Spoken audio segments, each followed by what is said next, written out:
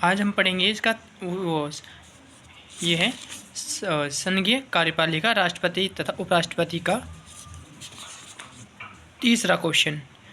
भारत के राष्ट्रपति की संकटकालीन शक्तियों की आलोचनात्मक परीक्षण कीजिए।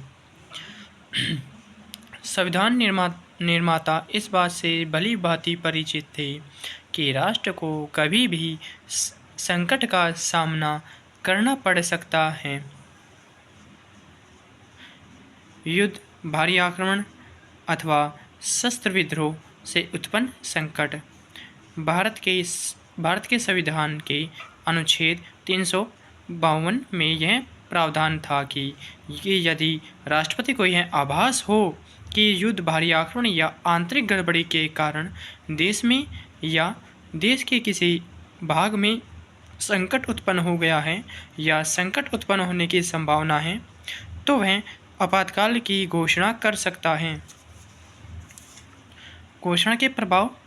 राष्ट्रपति जैसे ही आपातकाल की उद्घोषणा करता है, देश का शासन संघात्मक प्रणाली से एकात्मक प्रणाली में परिवर्तित हो जाता है।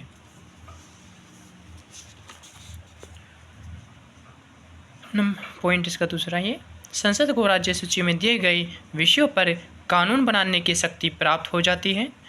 नंबर 3, राष्ट्रपति अनुच्छेद 19 में दिए गए सभी स्वतंत्रताएं निलंबित कर सकता है। राज्यों में संविधान तंत्र के असफल होने पर संकट।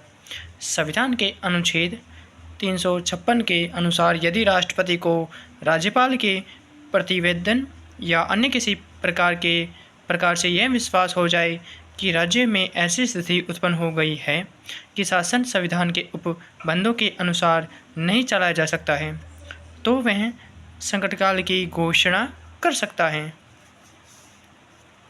वित्तीय संकट। संविधान में जिस तीसरे प्रकार के संकट की व्यवस्था की गई है उसे वित्तीय संकट कहा जाता है। घोषणा के प्रभाव।